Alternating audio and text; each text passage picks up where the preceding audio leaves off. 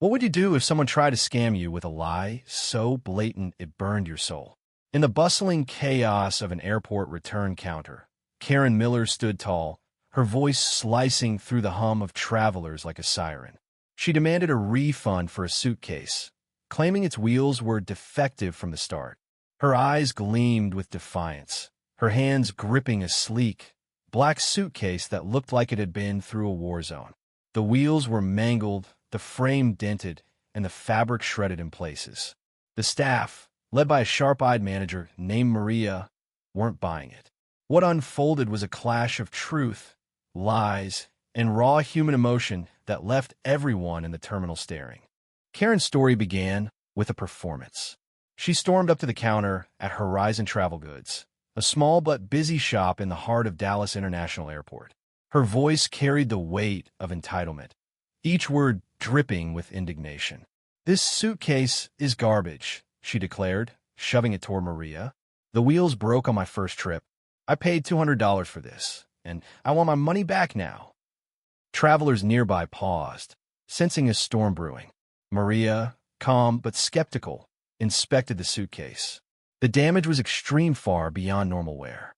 Scratches crisscrossed the surface, and one wheel was bent inward, as if crushed by force. She raised an eyebrow. "Ma'am, can you tell me how this happened?" she asked, her tone steady but probing. Karen doubled down. "It was like this when I bought it. Shoddy quality. I dragged it through one airport, and it fell apart. You owe me a refund." Her voice grew louder, drawing a small crowd. Maria's team exchanged glances. They'd seen their share of return scams, but this was bold. The suitcase, a high-end model, was built to withstand rough handling. The damage screamed sabotage. Maria leaned closer, noticing something odd, a faint smear of red nail polish on the broken wheel. It matched Karen's manicured nails perfectly. A spark of suspicion ignited in Maria's mind, but she kept her composure. "Let's check the purchase record," she said, pulling up the system. As Maria typed, Karen's impatience boiled over. "This is ridiculous. Just give me my money," she snapped, slamming her hand on the counter. That's when an unexpected figure emerged from the crowd, a young man named Ethan, a baggage handler who'd been watching silently. He stepped forward, his voice quiet but firm. "I saw her," he said, pointing at Karen. "Last week in baggage claim. She was kicking that suitcase against a wall, cursing about some trip gone wrong." The crowd gasped. Karen's face flushed, but she didn't back down. "That's a lie," she shouted. "You don't even know me." Ethan shrugged, unfazed. "I remember the red nail polish. Hard to miss." Maria seized the moment. She pulled up security footage from the store's cameras, which synced with the airport's network. The grainy video showed Karen purchasing the suitcase 3 months ago, inspecting it carefully before leaving. Another clip from baggage claim confirmed Ethan's story. Karen, in a fit of rage, slamming the suitcase against a concrete pillar, stomping on its wheels. The crowd murmured, their sympathy shifting. Karen's confidence cracked, but she clung to her story. "That's not me. You're framing me," she yelled, her voice now shrill. Maria crossed her arms. "Ma'am, the evidence is clear. This damage was intentional. We won't refund you."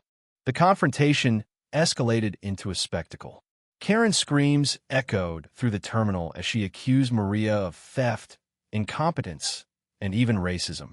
"You're targeting me because I'm a paying customer," she cried, though her logic made no sense. Maria stood her ground, her voice rising to match Karen's. "You don't get to lie and destroy property, then demand a refund.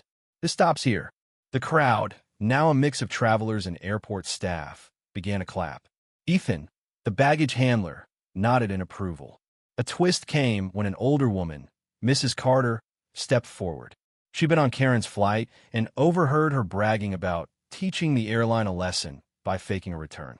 "She told us she'd done this before," Mrs. Carter said, her voice trembling but resolute. The revelation hit like a thunderbolt. Karen's facade crumbled.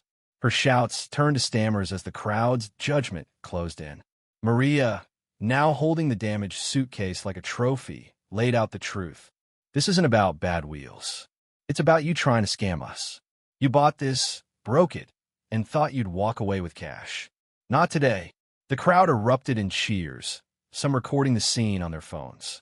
Karen's face twisted in humiliation. She grabbed her ruined suitcase and stormed off, muttering threats about lawsuits. But no one believed her. The terminal buzzed with chatter as travelers shared the story, some already posting it online with hashtags like Karen Gets Caught. As Karen disappeared into the crowd, Maria and Ethan shared a quiet nod. Mrs. Carter, the unexpected witness, smiled warmly. "You did good, dear," she told Maria. The moment wasn't just a victory over one woman's deceit, it was a stand for honesty in a world where lies often slip through. The suitcase, now a symbol of Karen's failed scheme, sat on the counter as a reminder. Truth has a way of catching up. Maria returned to work, her team reinvigorated, while Ethan slipped back to his duties, his small act of courage rippling through the terminal. What happened that day wasn't just about a suitcase. It was about standing up to dishonesty, about ordinary people, Maria, Ethan, Mrs. Carter refusing to let a lie win. Karen's attempt to scam her way to a refund backfired, leaving her exposed and defeated. The crowd's cheers weren't just for Maria's refusal, but for the justice of it all. It's a reminder that small acts of truth can spark something bigger. So what do you think? Was Maria right to call Karen out so publicly, or should she have handled it quietly? Share your thoughts. Where do you draw the line between justice and mercy?